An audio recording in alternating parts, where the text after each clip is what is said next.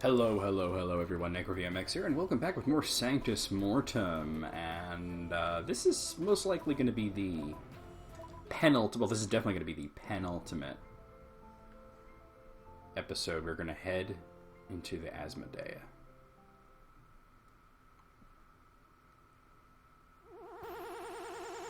We're going to clear out all the enemies. There's only one save point in the whole thing, and it's at the very top. So we have to be a little careful about taking all the enemies out. This is it. If we fail, Azrai will eventually find a way into our universe. And it'll end up looking like this one. We can't let that happen. We must save our universe and find a way to restore this one. We have come too far, fought too hard to let it all end here. We do this for everyone back home. And especially those who fought the good fight and were killed because of this false god. My beloved Zalia, my friend Shai, I'm honored to fight alongside the both of you. Let's go. We're with you, my Alexia. Let's tear him a new one, my friends. You also can't leave once you're in there, so that's another thing. Welcome to the... oh, shit, the Asmodea. Alright, so we got some Theskars. I believe these guys have pretty strong physical attacks, as you saw there. Okay. I just wanted to be checking my loadout. Looks like I'm set up properly. I'm gonna just go and Death Void these guys. Oh wow, yeah. Oh, I got their attack down. Yeah, it did nothing though. Alright, so wait, you have the 3 elemental spells. I'm trying to remember, it's been a couple of days. Alexia has the 3 elemental spells. Zalia has the level 1 Soul and Dark, and the Soul spells. Oh, and you have the level 2 ones, okay.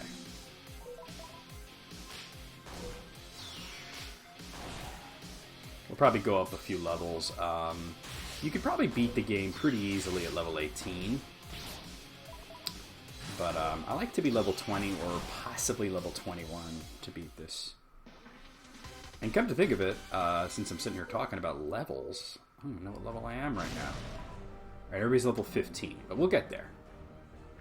Hey, come here. Alright, Volcalis. These guys, magic.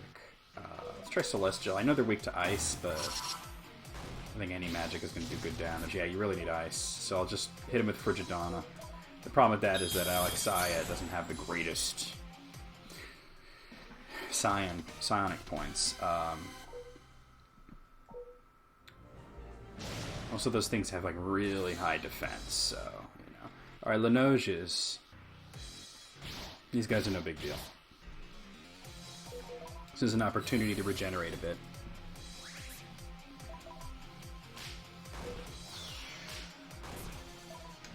Actually should have had Shai heal, since he had full psionic points and he doesn't do a lot of damage with that whip.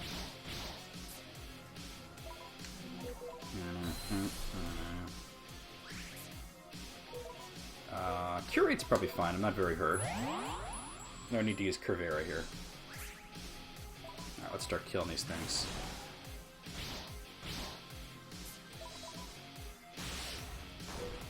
So I thought I might be the first person on YouTube to show up the secret boss and how to get the best weapon in the game, but it's funny because my friend Clint, aka Newfie Manga, he was the first person to like really, he wasn't the first person to let's play the game, but somebody streamed it on YouTube already, like the whole entire thing, but the commentary was all in Polish. So I mean that's cool and everything, but I've got a demon worm. These guys are a little bulkier. So anyway, I left a comment on his... when he was around here, and he was talking about... well, he had a little confusion with the Sephiroth upgrade and whatnot, and I told him, you know, there is another upgrade, but you have to find a secret boss. And that's all I said. And he told me on Discord that he had found it. He saw my comment, and I guess he searched and he found it. So after, but it was after he'd already beaten the game because he records everything ahead of time like I do. Well, probably not as far ahead of time, but he does record things ahead of time. It's pretty obvious. I got a Deathpox. So anyway, they said, oh, there'll be a bonus video. By the time this goes out, that'll have been there for quite a while. But yeah. But I guess I'll be the first, probably the first to show it as part of the main LP and not like... doing it afterwards. Alright, Lost Souls. These guys are not that bad, to be honest. As you can see, they're physically weak. Like I said, we're going to rapidly level up in this place. So I believe there's 9 floors, and there's lots of enemies on each floor. And they give a lot of experience points. And then at the top, if you're still not a good enough level to fight the last boss, there's 4 bosses that you fight in a row with lots of experience. And then after that, there's, you know, the possible bonus boss. So here's the second floor. Let's kill you. Alright, more Lost Souls. These guys are kind of a breather, to be honest. I'm gonna have Shy heal himself, though.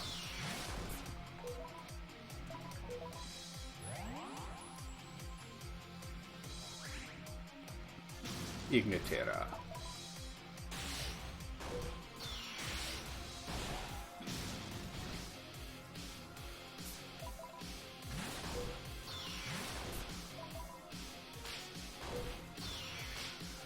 There are definitely more dangerous enemies in here, but these guys ain't it, you know? Victory is mine.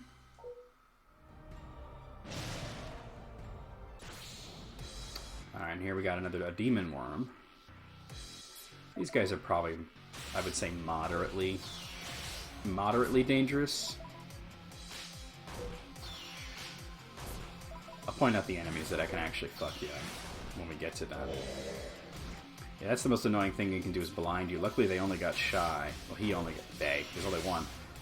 You only got Shy. Hopefully, Shy can actually hit here. Oh, what? Not only did he hit, but he killed the bitch.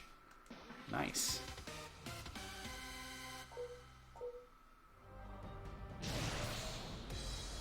Alright, Lost Souls.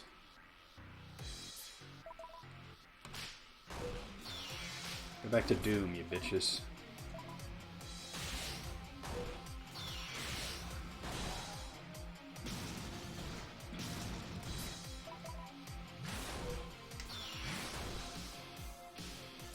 I'm gonna have you throw a curate on everybody.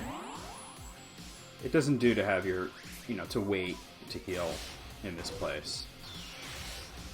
You want to heal as soon as it's reasonable to do so. Oh, that crit mattered. That crit definitely mattered.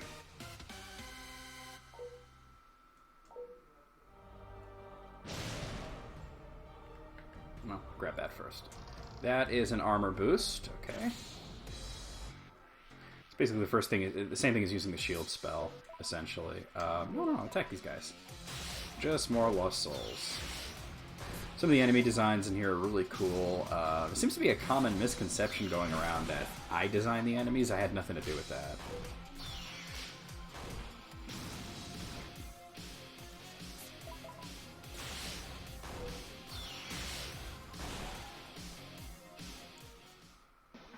I actually did very little graphic stuff for this game. My role in Kazareth has shifted more towards management than anything. That's another demon worm. I still do graphics, but I only contributed a few things to Sanctus Mortem. I did the title screen, or I say redid the title screen. We had a title screen with an animation and everything, and I talked to Tanya about redoing the animation into something cooler, and then it would match it, and then I would make the final title screen. And so the animation of the letters appearing, that's Tanya, and then the final, where it ends up, the title screen, that's me. I also... Oh. Poison Zelian Shy. I also touched up graphics here and there, like if I saw something that... Oh, shit, wrong buttons all over the place. If I saw something that I didn't like, I would fix it, so to speak. Like when you're on... I almost said Thane. Not Thane. When you're on... how's that plot? Oh, okay, Alexei is level 16. Sali is level 16. I'm gonna heal. When you're on Thracic Prime, and you go through the Imperial Governance building, that battle background there, that was a mess. I'm still not, really thrilled with the way it looks. but at least it doesn't make me want to gouge my eyes out like it did when I first saw it.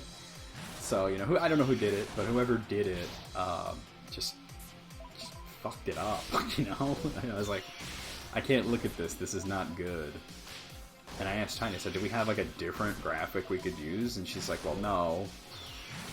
It wouldn't match the maps, you know? It wouldn't match what the place looks like. And I said, alright, well, I'm gonna open this thing up in Photoshop and see if I can unfuck it a little bit. And I did. Corn Sphere. Oh yeah, this guy. Everybody loves this guy.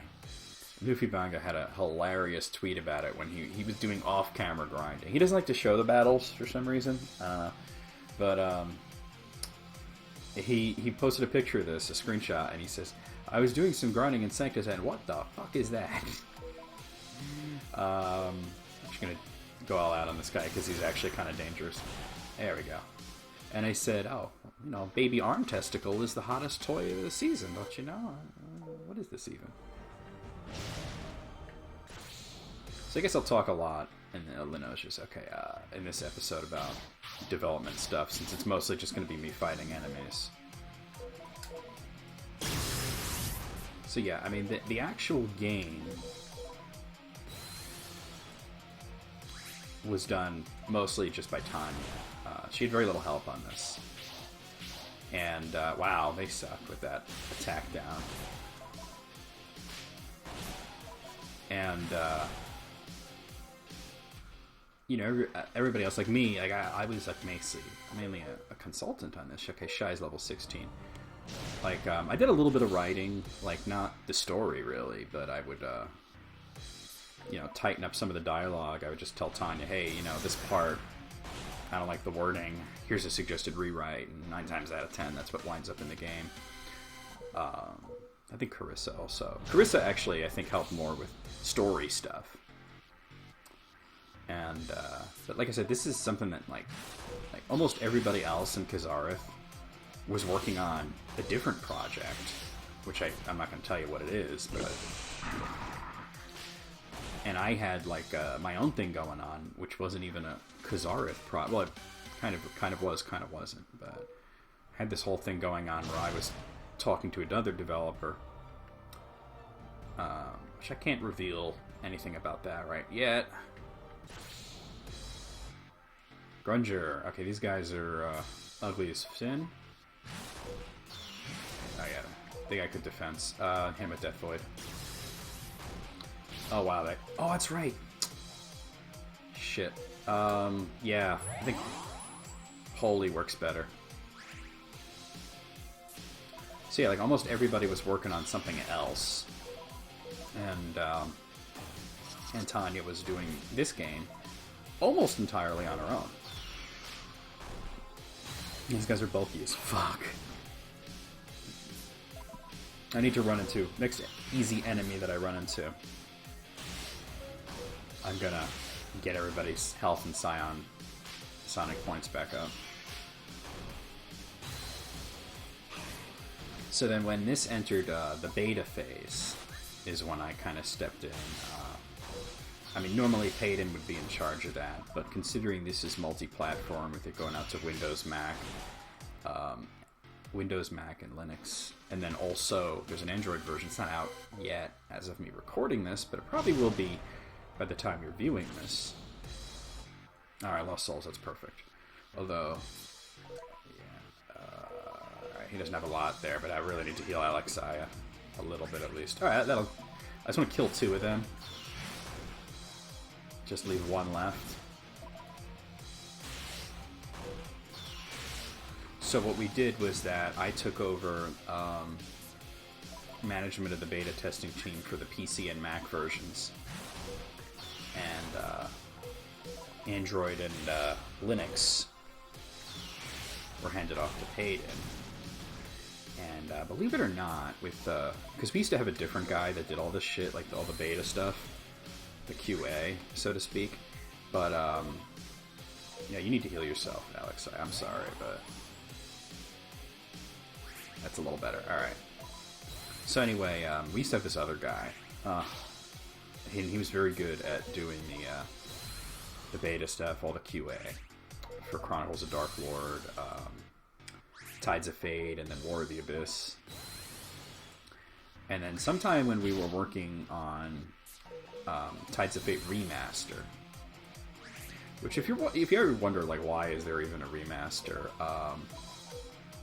you know what, just heal yourself. The whole idea was that was supposed to be the Android version, but then the engine didn't run well on Android.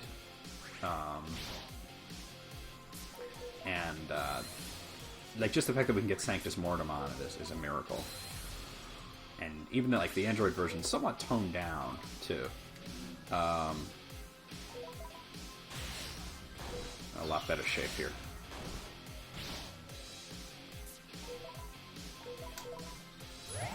So anyway, I won't get into the gory details of everything that happened, but the guy that we had left the company, and that left us with, you know, like really almost nobody to do the all-important quality assurance. And it's so important. Oh, Vocalis. Alright. So what we did was, let's try Holy Radiance, I don't know. Oh yeah, that hits him pretty hard. Well, Shai's just really good with magic. And her weakness is ice, but, you know. So he has Payton, because Payton was doing a pretty good job testing. Oh, and Asaro.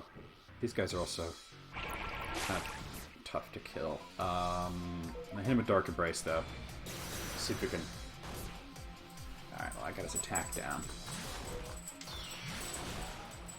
So Payton took over, and that's the reason that Tides of Fate Remaster is a much better game now than it was at launch, because I wasn't happy with it at first.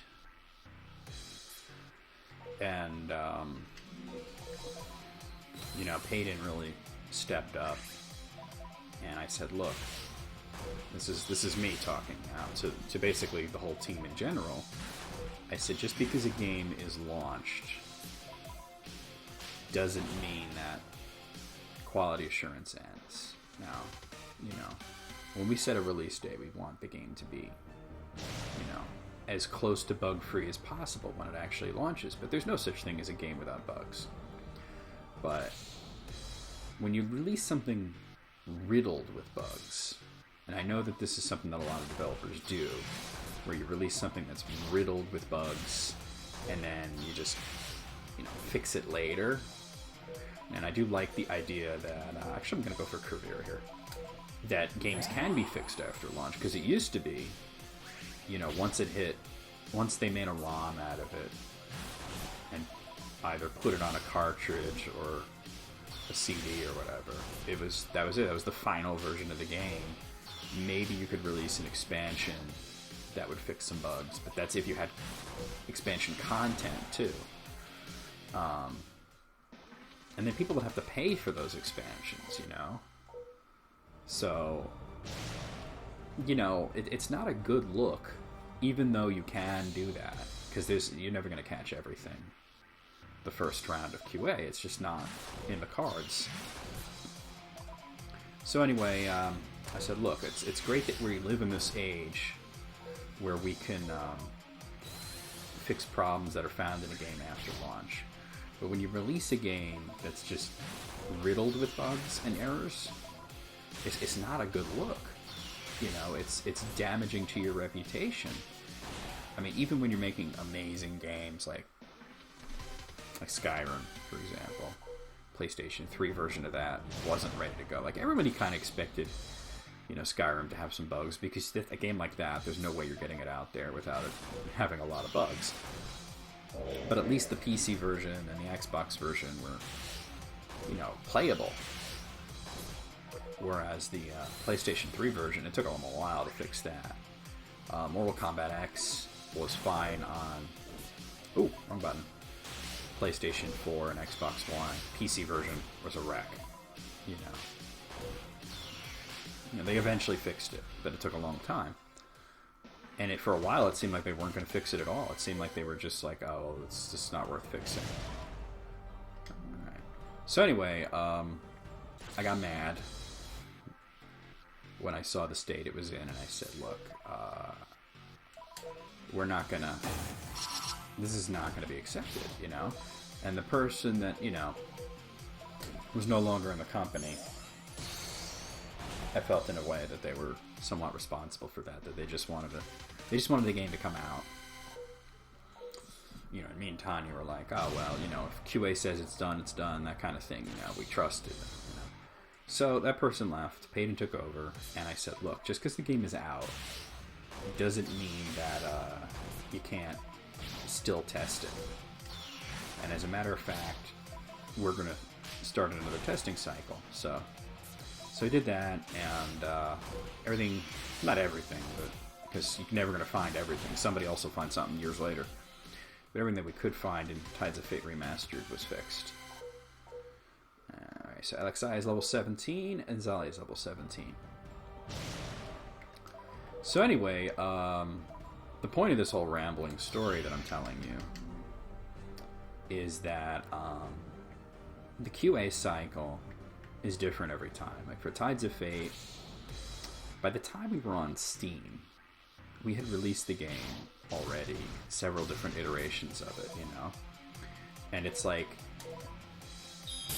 you know, it had been through so many different iterations and, you know, updates and whatnot. So it was a pretty clean product.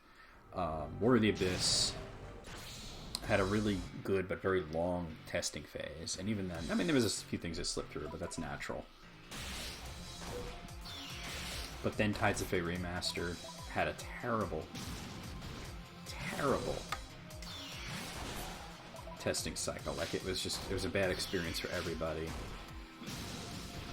Things needed to change, you know. And then in the meanwhile, we had this other game come out called Rhapsody Clash, which, I'll be honest with you guys, it's just not good, you know. It's just not a good game. I mean, it's not a terrible bad game, you know what I mean? But it's not, it just, it wasn't a good idea. The engine wasn't prepared to do something like what we were trying to do with it. And, you know, it was a learning experience for everybody. So anyway, we thought, you know, the next game has to be something really special. And the development of Sanctus Mortem is actually, for me, it was very frustrating because Tanya was very insular. She was working on it all by herself almost. And everybody else was working on a future project. Okay, Shy's level 17. And it was like, I'm like, we need to get more people involved in Sanctus Mortem. And then when the first testing cycle began, it was like a godsend, because everybody was able to get their hands on the game and play through it and give feedback. And not just about bugs, but about, you know, for me, my main contribution, and I'll tell you what my main contribution to the actual development of this is, was making the game more fun. Tanya wrote an amazing story. She really did. She wrote an amazing story that, I think it's the best story she's written. Like, honestly, I think the best game we've put out is War of the Abyss. But this is the best story we've put out. I don't like fighting these things. And anyway, but there were a few parts of it that I was just like, oh, well, this isn't fun. You know what I mean? So my main contribution was advocating for the consumer and making the game more fun, which I think is important. I recently read a book. My friend AJ got it for me. It's called Masters of Doom. And it was about id Software and how they came to be. And, you know, it started out, you know, at Soft Disk and making Commander Keen, and then Wolfenstein, Doom, and Quake, and all that. And I knew a lot already about the development of those games. And, but I didn't know a lot about the personalities involved. And I've come to the conclusion after reading the book that the most important thing that made Doom, Wolfenstein 3D, and Quake so very good was the balance of the personalities between John Romero and John Carmack. And like, Carmack's main thing was just the game engine, just making something that's technologically impressive and putting it out there and having it be like a triumph of technology. And Romero was just like, let's just make a game that kicks ass. And there was like an important balance there. And that's a very different with me and Tanya, but because neither of us is like John Romero or John Carmack. But I think like Tanya's just like, we got to tell a story. And I'm very much into stories myself, but... And then my whole thing is, yeah, but the game has to be, like, super fun to play. So, like I said, the game is, like, 90% Tanya. But you want to know what my contribution to it, other than the few graphics I did, and managing the testing phase, and doing a hell of a lot of testing myself. It was, making the game more fun, I think. I think I did, too. Because the first time I played through it, I was like, alright. You know, there's some parts that are amazingly fun, and there's some parts that could, use some work. And, even just, like, with dialogue and stuff, suggesting changes, I think, like, it's also about making it more fun. And also, I'm very invested in the lore. Like, Tanya's, like, so it's kind of like we're similar but different. Because she's telling a story, and I'm like thinking, oh, she's a story person, and I'm going to tell you that I'm a lore person, and you're going to go, well, isn't that the same thing? It really isn't. It really isn't the same thing, and I'll explain why. Because when Tanya is telling a story, she's very much focused on this particular story. She's focused on Sanctus Mortem, the beginning of it, the middle of it, the end of it. And when I tell you about lore, I'm saying, does it make sense in the game's own logic? Is it consistent with its own rules? Does it make rules and then follow them? And then overall, is it consistent with the other games you've released? And you think, well, it doesn't have to be, because Tides of Fate and War of the Abyss were fantasy RPGs, and it's got some elements of fantasy in it, of course, but it's very much a science fiction story. It's got different planets and universes, spaceships, Vords, But I've already, if you guys have taken this journey with me and gone through this game with me, you've already seen several connections to the Chronicles of Dark Lord games. And there's going to be even more in the ending and the stinger and whatnot, and it has to make sense. Like, there were some ideas that got scrapped because, like, Tanya had an idea for the stinger. That's the scene after the credits, and this was before development had even started. And she said, "This is what I want to do for the after credits." And this is before I even know the whole story of Sanctus Mortem, because I asked her, I said, "What do you want to do to connect this to Chronicles of Dark Lord?" And she says, "Well, in the after credits, this and this is going to happen." And I said, "Okay, well, that's badass, but it doesn't make sense." And she says, "Why?" And I explained it, because like I'm the lore hawk in Kazareth. I watch over the lore and make sure everything's making a lot of sense and is consistent with itself. And I pointed out how that would not fit in with the lore that we built. So the best way to describe the difference is that between a story person and a lore person is that the story person, who's in this case is Tanya, she's telling you who, what, where, and when. Okay? The lore person answers how and why.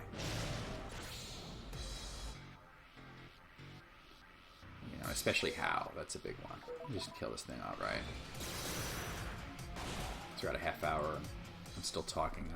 Like I said, since this is mainly me just not grinding in a sense, but yeah, gaining levels by fighting my way through here, I want to talk to you guys about development.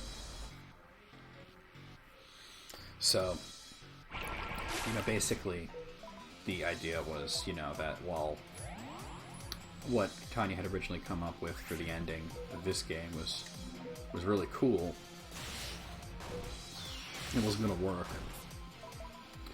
So then she came up with something else, and she actually didn't tell me what she came up with until I saw it. And I was like, okay, that's interesting. And then it's like, it's not something that fits in the sense that, you know, it's like putting puzzle pieces in. Like, it doesn't connect to the puzzle pieces that I have, but it's sort of like out there in the middle, and then I have to bridge the edge to the center, if that makes sense. So essentially, you know, it gives me more work. Because now I have to make them connect, but at least it's not like what it was before. Previously it was like she almost had like a different jigsaw puzzle and was putting in pieces from something else, and I was just like, no, that's not going to work because that's not even from this puzzle. So I think when you get to see the ending and the stinger, you're gonna I gotta heal. You gotta understand what I'm saying a lot better about the way this connects to Chronicles of Dark Lord and the overall story that we're telling. And it also made me rethink how Chronicles of Dark Lord is supposed to end, because me and Tanya had this discussion ages ago about, you know, the future of the series. There's been 2 of them, and the plan currently is to have 9 of them. And we kind of have like a vague, and when I say vague, I mean very vague, outline of how the whole thing's going to go, along with some very specific instances of certain scenes, certain story beats that have to be hit along the way. And, you know, we know what the ending's supposed to be. Now, all that is subject to change, but we have an outline. You know, you always start with an outline.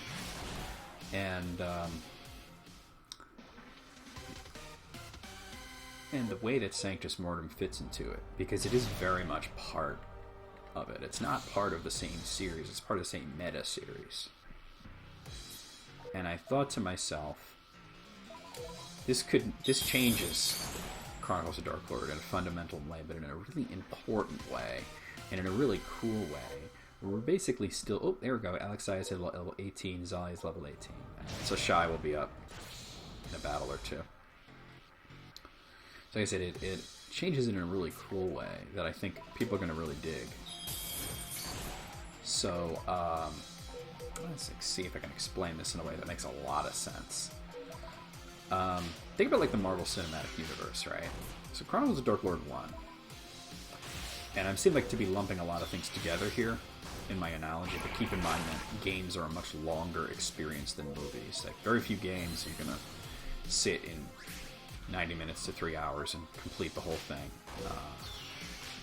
Not the first time, usually, unless it's just a very short thing.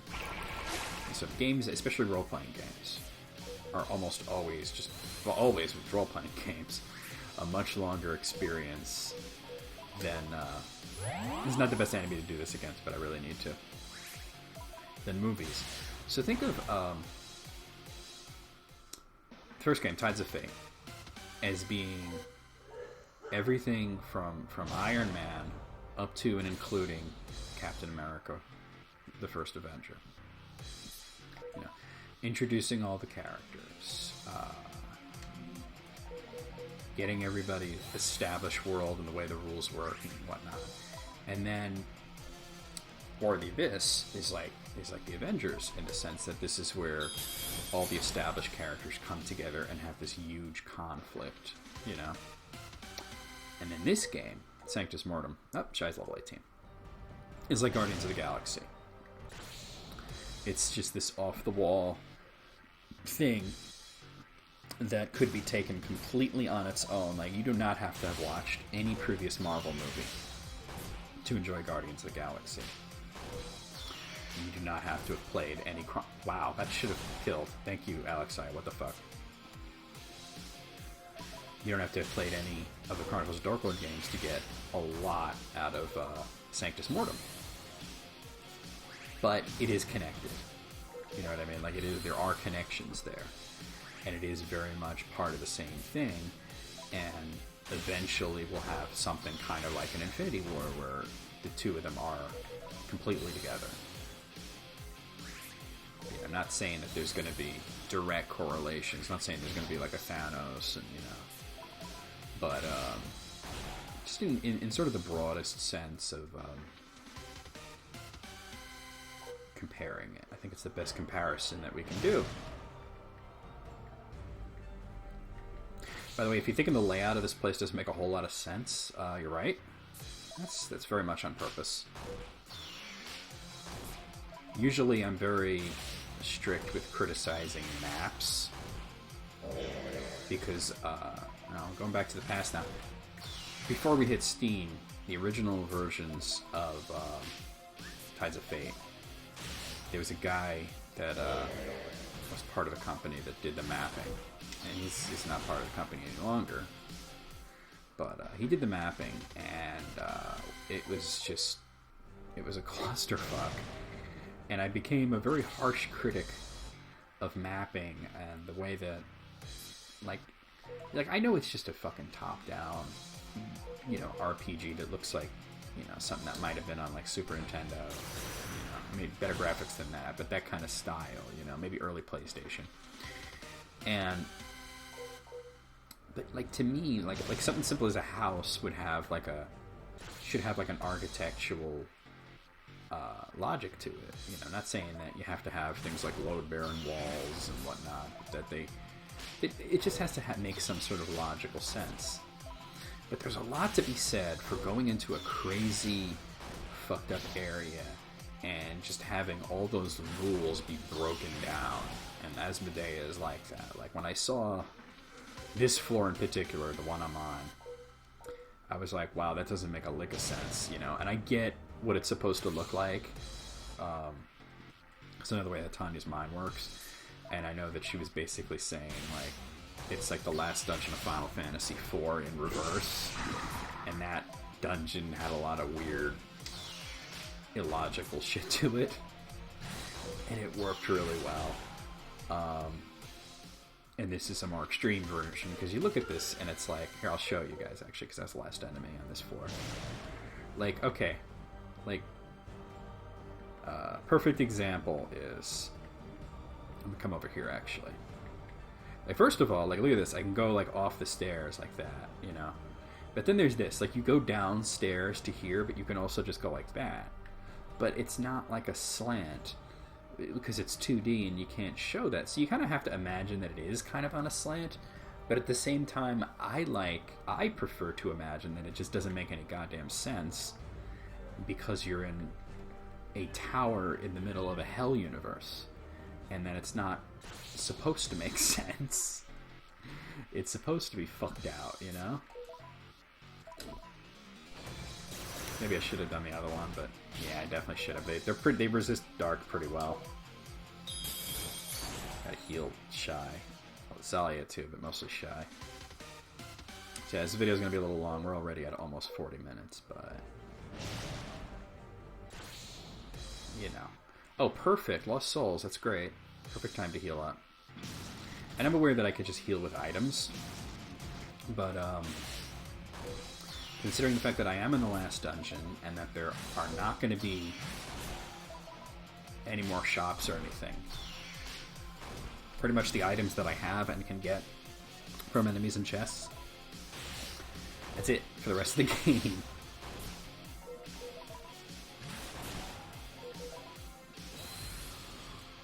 So we have to conserve them. I did buy a bunch of them, so I know I'm in a really good position here to... Really? Why does Zalia's turn always come up when I have nothing for her to actually do? I could have just attacked it, but she might have got a critical, I should have healed there. Alright, don't get a critical. First time I'm ever hope.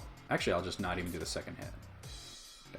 Down. And then I have Shy use Curvera.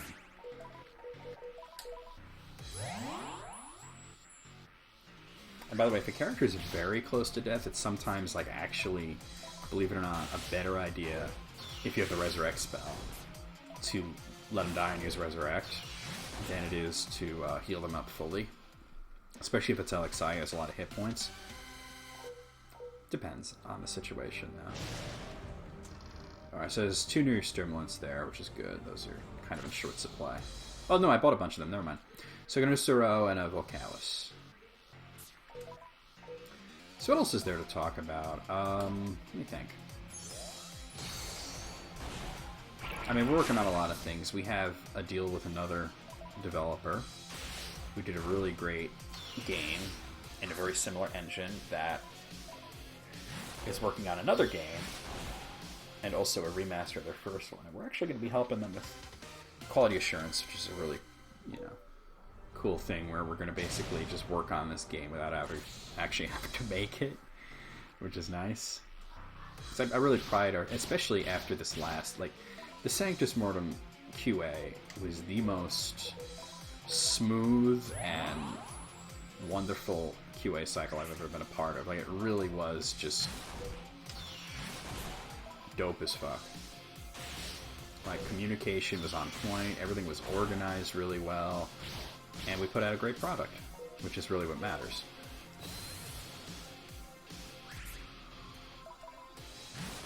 All you guys gotta do is fucking buy it.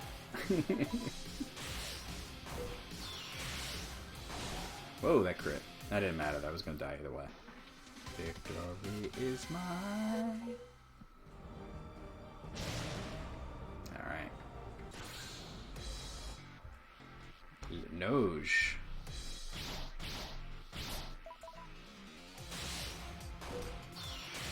Time you try to be cheeky with these enemies, I'm like, okay, I get it. You changed spelling of Legion. I've played Castlevania. I know what the deal is. I know what the score is. Should be hitting level 19 fairly soon. I mean, we're already at a good enough level to beat the game, but I have done it at level 18. First time I played through it, I was level 18. Second time I was level 21, so... But that time I didn't have Big Pete. I wanted to see how tough it would be without the best equipment. Wasn't that bad. And then my third playthrough was completely optimal.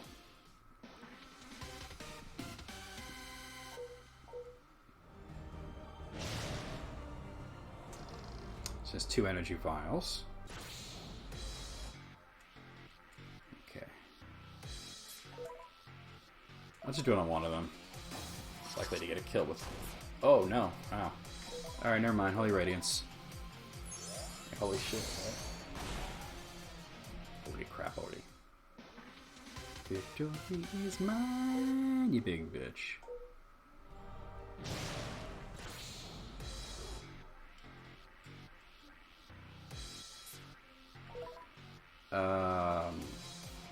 These guys are pretty much resist to everything, so I'll just whittle them down. I actually should... Ooh, I Chris. I should have had him regenerate there, but whatever. He'll get another turn. These guys just resist everything, so...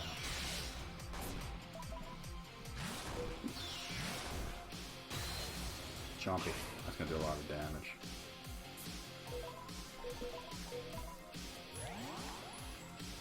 Ain't that a bitch?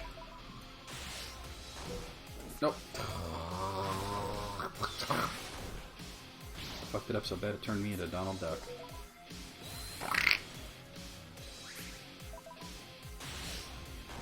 I don't envy people with the Donald Duck's voice. It's terrible. The old duck job. Alright, this guy's just doing a lot of damage. I should probably have cut loose on him, but it's almost dead now, so it doesn't even matter. Get fucked. GF. Victory is mine, you big bitch. Alright. I think I might, just because we're at 45 minutes nearly, start, oh no, they all attack. Doing stuff off camera, just to make this end somewhat soon. I'm starting with the next floor. I forget what floor I'm actually on. I might be on the 6th or 7th. Not sure. I've just been rambling. Which is good. I think you guys got a lot of good information. I'll tell you guys a funny story, too. So, Tanya likes to put things in a game and not tell people about it. Like little secrets and stuff. So that actually just annoys me, because it's like, how can you test something thoroughly if there's parts of it you don't even know about? But I also get the whole cheeky secret thing, but I think at some point you gotta tell the QA team. And I know that it started out as a test, to see if QA would find anything, to see if they were really being thorough. But sometimes things are just really just hard to find, you know? And you do have to have some people that play the game less like a tester and more like a consumer, because it, yeah, we gotta cut loose now. Because they have to tell you, like, is this fun? Alright, this should end it. So anyway, one of the things that, we hid...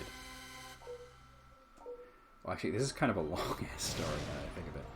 Okay, well, Tanya knew that there's a rifle that's actually not as good as what Zelia has, and the reason is because if you did not invest in Big Pete's shop and you didn't get the proton rifle, this is better than what you would have normally. So now you know. So anyway, Tanya knew that people were looking through the files and of Tides of Fate, and there was this whole thing. Like, it started as a joke. There's actually a story, like a deeper story reason behind it. Why Magus, if you click on a teddy bear, he destroys it.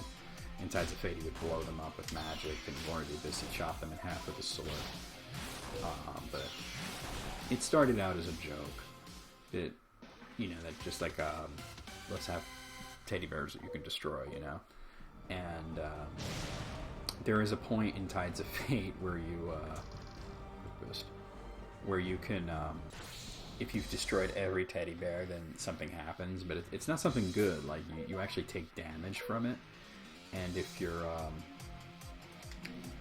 not at good health, is it Payton? It might be Payton. No, that was Charlotte. Okay, you could die.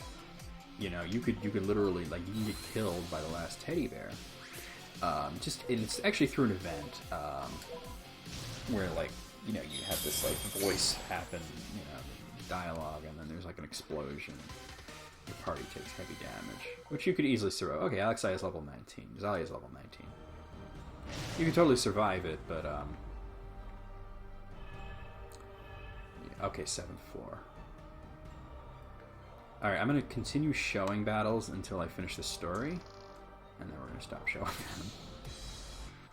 So anyway, but, like, Tanya put in the enemies folder, like, where all the different sprites are for enemies, a big teddy bear as a teddy bear boss, essentially. And somebody, whose name I won't mention, but somebody looked at it and asked, hey, is there a teddy bear boss in the game that we've just never found? And Tanya was like, yeah, there is. Now, there wasn't. Right? There's no teddy bear boss in Tides of Fate. But we told this person that there was because we thought, well, Tanya thought, if she tells him that if you do certain things that you can trigger this boss battle, that this person would be extremely thorough in testing everything in the game and trying to find it. So what happened was, eventually this person kind of got, like, to the point where they were like, I can't test this teddy bear boss unless Shai's level 19. Because I can't find it. Like, you got to tell me how to trigger it. And Tanya was like, oh, you know, you just have to do a lot of things. You'll figure it out, you know. And I wasn't even in on the joke originally, but I asked Tanya, I was like, there's not really a teddy bear boss, is there? And she's like, no. Stop licking the pillow. Yes. So anyway, we eventually told her. We said, look, there's actually not a teddy bear boss. He was, you know, not the happiest camper, but the joke had gone on long enough, you know. So anyway, then when I wrote the post-game content, that whole nightmare vision scenario was something that I came up with, and I was like, I wanted to actually put a teddy bear boss in it because it made sense. Like, there was no teddy bear boss in Chronicles of Dark Lord because it didn't make sense for there to be a teddy bear boss. It's fucking stupid. But then, like, we were going into, like, this whole thing that actually took place in a dream. I was like, if it's a dream, you could totally have a giant teddy bear attack. And I even came up with this whole thing where you're put on trial by a jury of teddy bears, and there's like a teddy bear judge, everything. And it was like, a lot of people, when they saw it, they thought, oh, this is like the trial scene in Chrono Trigger. But it was actually based off of a Pink Floyd song called the Trial. Instead of worms, it was teddy bears. So then I tell that person who was still working for Gazarth at the time, they're not now, but I said, look, there's actually, in Nightmare Vision, there's actually a teddy bear boss. And he's like, yeah, bullshit. And I'm like, no, there really is. There's a teddy bear boss. And he's like, no, I don't believe it. I don't now believe it. So I said, all right, hold on a second. I show him a screenshot. I was like, there it is, a screenshot of the party fighting a teddy bear. And he's like, no, I know how good you were in Photoshop. That's not real. And I was like, okay, whatever. Because it's not something hidden. It's part of the story. You're going to see it, so whatever. And he saw it, and he was like, holy shit, you really did put a fucking teddy bear in there. Oh, God. Alright, hold on, we're going to pause real quick and take care of the rest of these. Okay, so that's the enemies on this floor. We're going to go up. Oh, alright, well let me pause it and take care of these enemies on this floor, and then we'll go back. Hey, we're back. Okay, so I've cleared out all the enemies here. Everybody's at level 19, so I think I should hit level 20, possibly level 21. I didn't grind on the overworld on Gaia. So I don't know if I'll hit 21. But let's pick up the items along the way, and then we're going to end the video. So we got a Corinth Sphere, because there's no more enemies left. The next floor is just a save point. So there's a Corinth Sphere there, and a Holy 2, which we already have better stuff than that. Or rather, you would if you had Big Pete's shop. So we're going to save it. We're going to stop right here. The next video will be the final video, which will show the 4 Demon Lord battles, which is right after this, the secret boss, and then the final 2 bosses and the ending. So it's pretty much going to be 7 bosses in a row, and then the ending. I'll see you guys then.